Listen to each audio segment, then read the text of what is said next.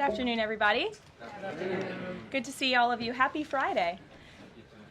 The President looks forward to embarking on his historic return to the Middle East, visiting Saudi Arabia, Qatar, and the United Arab Emirates next week, where he will focus on strengthening ties between our nations. 8 years ago, President Trump's first trip was to this same region of the world, where he introduced his bold peace through strength foreign policy strategy.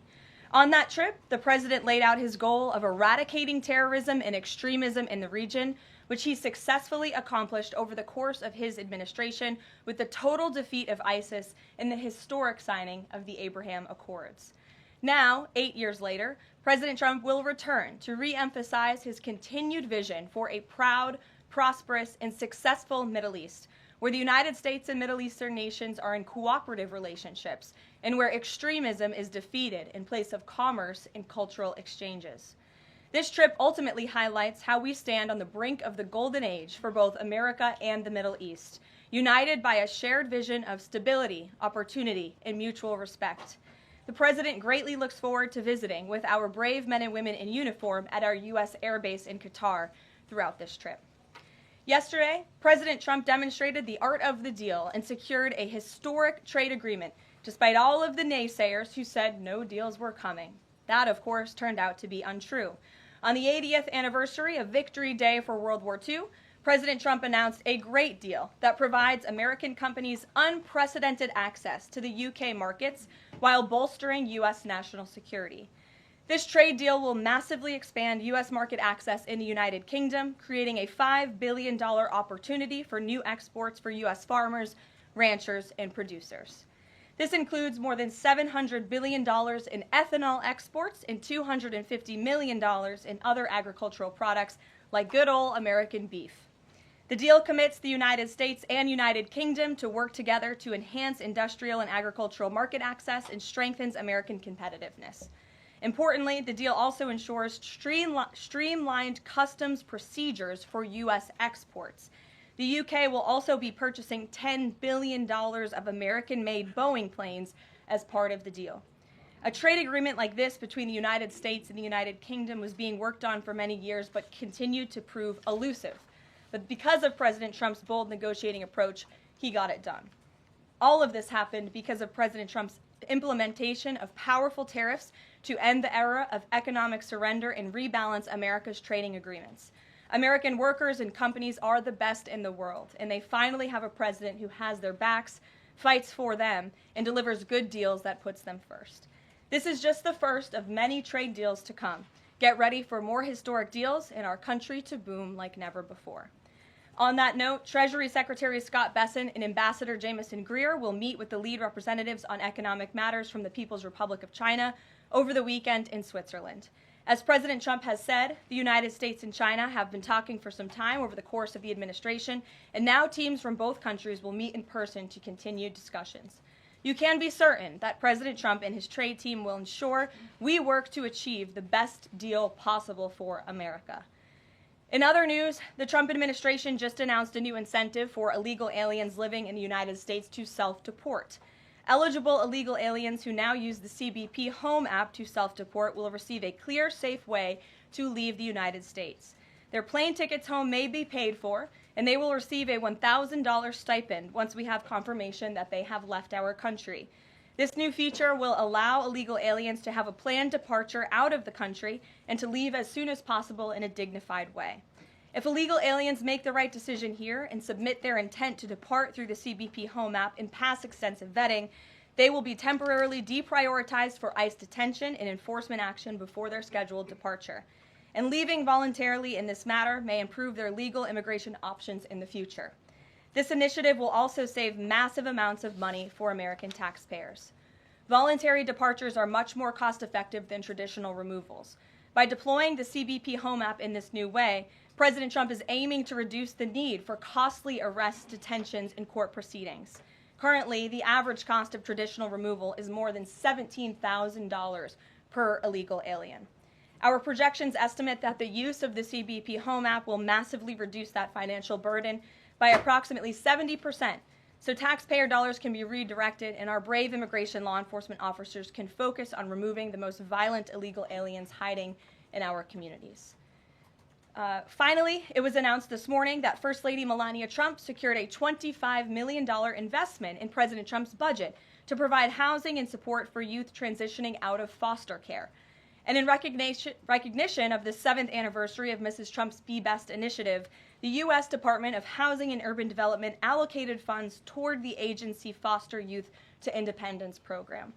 Yesterday, Mrs. Trump hosted a special celebration of military mothers with the president, bringing together 150 military moms from around the country to recognize their service, not just in their home, but for our country. For those of you who were there at the events yesterday like I did, I have no doubt you will join me in recognizing how truly special those moments were. So let's get to questions. Here in our new media seat today is Andrew Egger, the White House correspondent for The Bulwark. The Bulwark is a new media company launched in 2019 with hundreds of thousands of readers on Substack and more than 1 million subscribers on YouTube. Andrew, please kick us off. And thanks for being here. Yeah, thank you for having me, Karoline. The president posted another ad this week for his Trump meme coin. The group that's running that coin is encouraging people to buy in order to win a dinner this month with the president. Why is the president planning to attend a dinner for the top investors in his coin? Look, the president is abiding by all conflict of interest laws. The president has been incredibly transparent with his own personal financial obligations throughout the years. The president is a successful businessman, and I think, frankly, it's one of the many reasons that people reelected him back to this office. There are at least some people who are buying this coin who seem to view it as an opportunity to influence the president's views. There was a logistics company this week that said they would buy $20 million in the coin in order to advocate for free trade between the U.S. and Mexico. If buyers are buying for that reason, are they wasting their money? Look, I can assure you the president acts with only the interests of the American public in mind, putting our country first and doing what's best for our country, full stop. That's his intention, and that's what he's focused on. Kristen, good to see you here today. Welcome back. Caroline. Thank you. Glad to be back. So on those China talks, what does President Trump expect to come out of those talks, and is he going to be disappointed if his team can't secure a deal? Well, look, the president is very confident in his Secretary of Treasury, Scott Bessent, and of course Ambassador Jamieson Greer, who has played an instrumental role in all of these trade negotiations as well.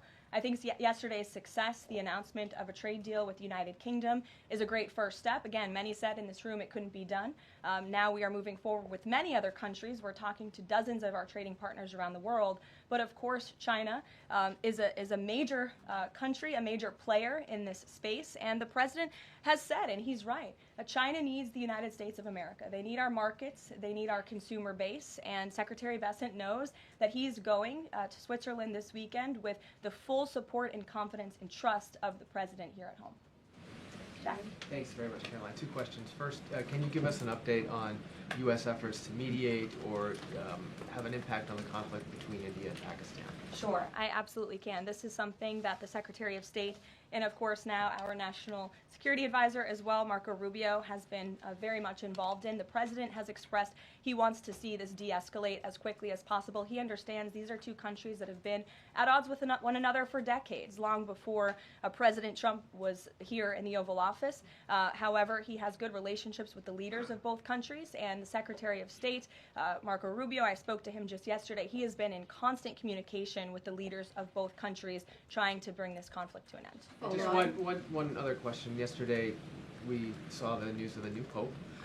Before Pope Leo became Pope Leo, there were some critical comments that he made about President Trump and about Vice President Vance on his then X account. Does the White House have any reaction to those comments? The president made his reaction to Pope Leo's announcement yesterday very clear. He is very proud to have an American Pope. I think it was a surprise to everyone. I saw the news media was surprised to report on that yesterday, but it's a great thing for the United States of America and for the world, and we are praying for him. Thanks, Caroline. The president has been pretty firm on keeping these 145% tariffs in place on Chinese imports. Today, via Truth Social, he said that he'd be possibly open to lowering those to 80%. Why the change, and how did the president land on 80? The president still remains with his position that he is not going to unilaterally bring down tariffs on China. We need to see concessions from them as well. And again, that's part of the reason that Secretary Bessent is going to talk to his Chinese counterparts this weekend to start those discussions in person. As for the 80% number, that was a number the president threw out there, and we'll see what happens this weekend. And always in the effort of transparency, I'm sure you'll hear directly from the Treasury Secretary or the president after those negotiations conclude. Jackie. Thank you, Caroline. Why did the White House announce this deal with the UK before all of the details were finished? That's not true, actually. I saw the fact sheet. I saw the deal as well before the president brought all of you in the Oval Office in the effort of transparency. You had the president and the prime minister on the phone talking to all of you directly about how this was a great deal, a phenomenal deal, and discussions will continue. But as I spoke to our Ambassador Greer yesterday, this is how trade deals work. You set an initial agreement, you set the framework, you set up the deal, and then of course, T's have to be crossed and I's have to be dotted, but this deal is a good deal, and the numbers are determined, and all of the market access that I just discussed will remain. Does that mean that the 10% baseline is going to still be there at the end when all of the other details are ironed out? The president is committed to the 10% baseline tariff, not just for the United Kingdom, but for his trade negotiations with all other countries as well. Permanently, even after the deals are done, like that is going to remain. The president is determined to continue with that 10% baseline tariff. I just spoke to him about it earlier. Stephen. Thank you, Caroline. I'd like to ask about New York and about a personnel matter. On New York, the mayor, Eric Adams, is here today. Could you tell us anything more about the visit, who initiated it, what they're talking about? And also, is there any comment from the White House on the air traffic control issues in Newark? All I will say on Mayor Eric Adams is that he requested a meeting with the president, and the president was willing to take it. If the president wishes to discuss his private meeting afterwards, I will let him do that himself. Yes, I'm glad you asked about the FAA. There was a glitch in the system this morning, especially at Newark Airport, as you all know. I spoke to the Department of Transportation. That glitch was caused by the same telecoms and software issues that were raised last week. Everything went back online after the brief outage, and there was no operational impact. DOT and the FAA are working to address this technical issue tonight to prevent further outages, as well as install new fiber from Newark Airport to Philadelphia. And the goal is to have the totality of this work done by the end of the summer. I want to add that this outage at Newark Airport speaks to why the Secretary of Transportation yesterday made a massive announcement in investing in our aviation safety and our telecom system. There's a 4-part infrastructure plan that was released by the Secretary of Transportation yesterday to improve communication, surveillance, automation, and their facilities.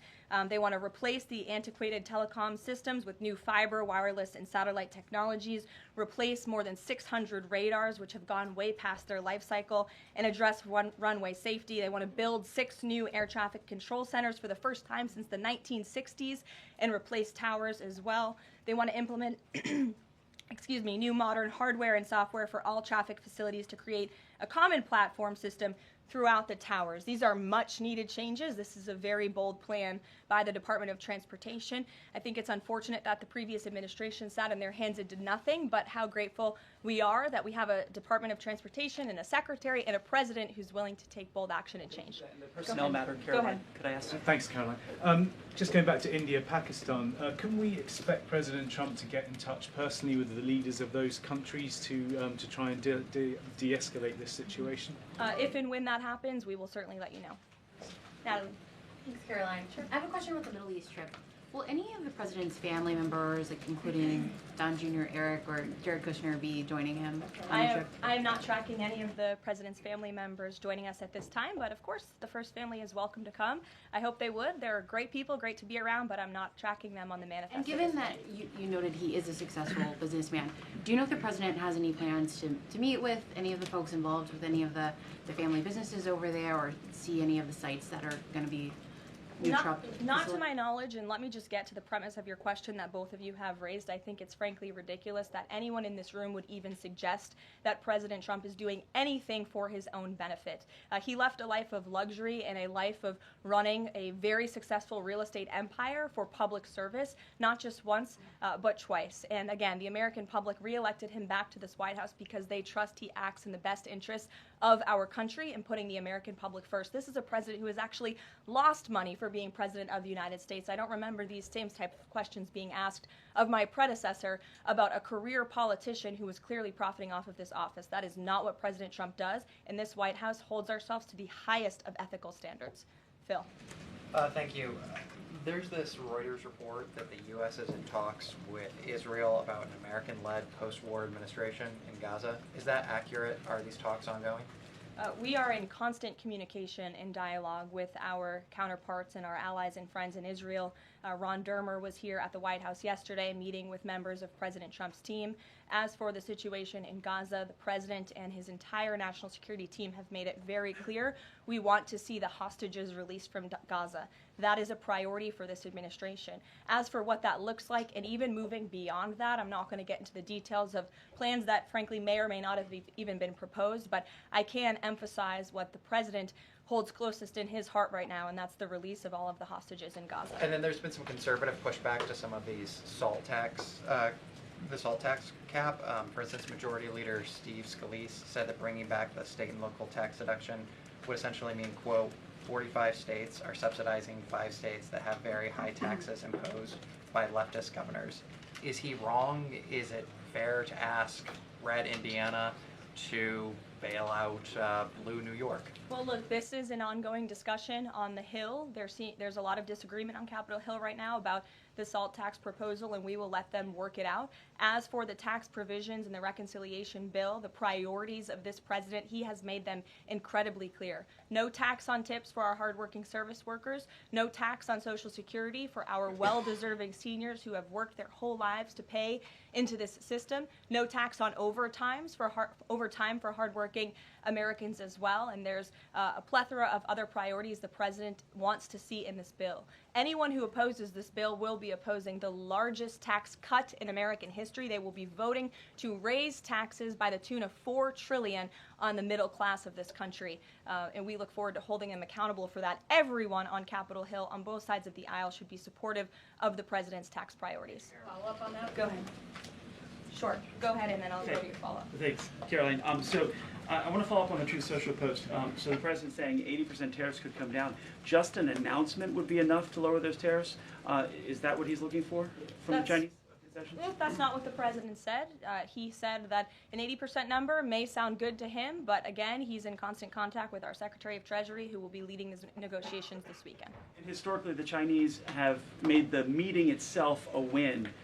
What does a win look like out of these meetings for the president this weekend? A good deal for the American worker and the American people. Go ahead. Thanks, Caroline. Yeah, back to the reconciliation bill. Can you just clarify the president's position, though, a little bit specifically on the tax issue? Because in his Truth Social post, he said this morning that he would accept even a tiny tax increase for the rich, but then says Republicans probably shouldn't do it, but I'm okay if they do it. So what is it that he wants? Does he want them to increase the tax rates? The president wants tax cuts, the largest tax cuts in history. He wants to extend his historic tax cuts from 2017, and he wants to see all of the other tax priorities that I just laid out for you included in this bill as well. As for the policy proposal you're talking about, the president has said he himself personally would not mind paying a little bit more to help the poor and the middle class and the working class in this country. I think, frankly, that's a very honorable position. But again, these negotiations are ongoing on Capitol Hill, and the president will weigh in when he feels necessary. Encourage them to have a higher bracket for top earners? The president has made his personal position on this matter clear. Michael. The president's in constant communication with leaders on the Hill. Ahead of the president's trip to the Middle East, he's mentioned he wants to rename the Persian Gulf the Gulf of Arabia. Iran is now saying that doing so will bring the wrath of all Iranians. Can you talk about the support that the Gulf of Arabia has in the region and why this is important to the president? Well, first of all, the president has said he hasn't made a determination yet. That was in the news that you guys all asked him about it, and he said he wasn't quite sure. So he hasn't made a definitive decision on that yet. And secondly, Caroline, the president has shown support for South African refugees that are coming to the United States next week. Can you talk about what these refugees are fleeing and why this is a priority for the administration? Well, the president has actually signed an executive order on that matter. My office can get it back to you, Michael. But this group in South Africa has faced racial persecution. In fact, the government there has vowed to take away their farmland that they own. And so the president has talked significantly about this. As for further details on refugee claims and asylum claims, I would defer you to the State Department. Can I follow up on that? Go ahead. No, in front of you. Thanks, sorry. Sure. Thank you, Caroline. Does the administration have any response to the news today that a federal judge has ordered the immediate release of Ramesa Ozturk from detention, and particularly his comments that the government submitted no evidence other than an op-ed that Ozturk wrote last year? I will have to check in with the Department of Homeland Security on that particular case, but I think our overall feeling, we've made quite clear that lower level judges should not be dictating the foreign policy of the United States, and we absolutely believe that the President and the Department of Homeland Security are well within their legal rights to deport illegal immigrants. As for visa revocations, the Secretary of State has the right to do that as well. It is a privilege, not a right, to come to this country on a visa. But I'll check in on the specific case. My office will get you details. Sure. Caroline, yesterday the administration appears to have started dismantling the Consumer Product Safety Commission. This is the federal agency, an independent one that does recalls and is responsible for product safety. Does the administration not believe that it's important, to keep toys and cribs? I mean, you're a young mom, off of the product of the market. It's a federal agency within which branch? It's the executive branch. Who's the head of the executive branch? The President of the United States. Created by Congress. He has the right to fire people within the executive branch. It's a pretty simple answer. Francesca. Thanks. One foreign policy one and then a domestic policy thing, if I could. As far as the president's trip goes next week, is he planning to meet with the FIFA president in either Saudi Arabia or Qatar? And if so, could you give us some more details about that? The president has quite a few meetings with many people when he is there. We can certainly check at the itinerary and let you know if the FIFA president will be there next week. Frankly, I'm not quite sure, but we can certainly get you an answer. As you know, the president attended a FIFA task force meeting at the White House this week. And on the domestic front, could you explain why the FEMA administrator was removed from his position this week? Look, this is a personnel matter in regards to the Department of Homeland Security, but my understanding is that this individual testified saying something that was contrary to what the president believes and the goals of this administration in regards to FEMA policy. And so, of course, we want to make sure that people in every position are advancing the administration's goals. But as for specifics, I'd defer you to the Department of Homeland Security. We leave it up to our great cabinet secretaries when it comes to personnel matters. Sure, in the back. Thank you. Aid hasn't gone into Gaza in 10 weeks. Israel says that this is a policy to pressure Hamas in the negotiations, in the ceasefire negotiations. Is this a policy that this administration supports? The president answered this week. He said that he wants to ensure that aid can get into Gaza, but we have to do it in a responsible way to ensure it doesn't end up in the hands of terrorists. So this is something the administration is actively working on, and when we have a policy to announce on this definitively, we can certainly let you know. Can you talk about this effort for the U.S. to take over the distribution of aid in Gaza, to exclude Israel, but also international organizations said this effort militarizes aid? I would reject that characterization by whatever groups you are citing. Kelly. Caroline, thank you. I want to get back to the First Lady Melania Trump dealing with foster children. That's an important component in American life to see what happens to the future of our children, particularly in foster care. Can you explain the significance of this development between the First Lady and the housing and urban development? Yes, absolutely. It's millions of dollars that will go into a program that helps these children transition out of foster care to have productive and positive lives. And I'd like to share a personal story since you asked if I may. I hope the First Lady won't mind. I was at an event in Florida last year, and I was approached by a gentleman who was a foster dad, and he had taken in, I think it was 6 or 7 foster children. And he spoke to me. He had recognized me in my work for President Trump's campaign at the time. And the little boy who was with him talked about the personal relationship that he had with First Lady Melania Trump. And the conversation she had had with him and how she really encouraged him to be the best that he could be during her first term here at the White House, and how even after she and President Trump left the White House, she kept in very close touch with this young foster child. It was a touching moment that I will never forget, and it speaks to the heart of this First Lady and the great work that she is doing for foster children. And this is certainly a very big announcement that I know our Secretary of Housing and Urban Development is in particular very excited about, and we can certainly get you all the details on that program. John. Thanks a lot, Caroline. I want to ask you about the trade deal that the President announced yesterday with the UK as it relates to the auto sector. Sure. The trade group that represents the big three here in the U.S. believes that it may put the big three automakers at a competitive disadvantage. What the trade group says is that it will now be cheaper to import a UK vehicle with very little American content than a USMCA compliant vehicle imported from Mexico or Canada with just 50% American content. What's your response to that criticism coming from this trade group?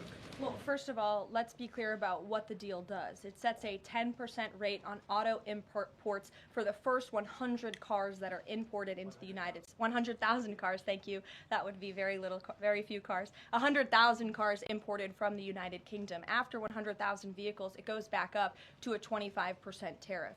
And as for our U.S. auto manufacturers, our auto industry, the president wants to put them on the best pedestal to compete. And by the way, if they produce vehicles right here in the United States of America, they will face no tariff at all. I would argue of any industry, the president has spent more time talking to and listening to the concerns of our auto industry here at home. He hears them, he believes in them, he wants to see them produce their vehicles here in the United States of America. This is a good deal for them too. Is this a model for European and Asian vehicles as well, what we see coming out of the UK trade deal with the US? Look, all of these deals are going to be tailor-made. The president has said that from the beginning. It's very apropos that the first trade deal was announced between the United States and the United Kingdom, one of our oldest and greatest allies, but each country has unique concerns and challenges in terms of American industry. We need to open up markets in every single country, and obviously the needs are unique, so our trade team is looking at each country and the advantages that we can pursue for American industries and American workers. Sure. Happy early Mother's Day. Oh, thank you. The president said yesterday that he would be speaking with Zelensky shortly. Did that call happen yesterday, or do we expect that to happen in the near term? The call happened yesterday. President Zelensky called the president to tell him that the critical minerals deal had passed the parliament in Ukraine. I talked to the president about that call. He said it was very good and productive, and of course the critical minerals deal is great for Ukraine, but also of course for the United States of America and our taxpayers here. It was a good call, and they also spoke about, of course, the ceasefire that the president proposed, the 30-day ceasefire between Russia and Ukraine, which we know Europe is on board with, and we hope both countries will agree to. Just on next week, do we expect President Putin, is there any chance that he could meet with Trump while he's in the region? The president answered this yesterday. Not going to happen. Question on ceasefire. Has he got any reaction from Zelensky or Putin on the proposal for ceasefire? Is he satisfied by the reaction to that proposal? Not to my knowledge, but certainly if there is a reaction and updates, I'm sure you'll hear directly from the president. Question, the president fired the Librarian of Congress. Why did he choose to do that? We felt she did not fit the needs of the American people. There were quite concerning things that she had done at the Library of Congress in the pursuit of DEI and putting inappropriate books in the library for children, and we don't believe that she was serving the interests of the American taxpayer well, so she has been removed from her position, and the president is well within his rights to do that. John. Thank you, Karoline. Happy Mother's Day as well. Thank you. President Trump ran on delivering the biggest tax cut in history, got over 70 million votes. Right now, you got a handful of obstructionists in the Republican conference that are saying they're not going to go along with his tax cut package. You just said those that don't will be held accountable. What is your description of being held accountable? Well, look, I think they'll be held accountable by the voters in their respective districts if they choose to vote for a tax hike to the tune of $4 trillion, which would raise taxes to thousands of dollars per household in this country. The president has great political instincts. That's why he's back in the Oval Office, and Capitol Hill should follow his lead. As for the president, speaking of him, he will be signing executive orders later this afternoon. We are happy to provide more information on those executive orders if you wish. Thank you for the Mother's Day wishes, and happy Mother's Day to all of the moms in the room. And don't forget to call your mom this Sunday. We'll see you guys later. Have a good weekend.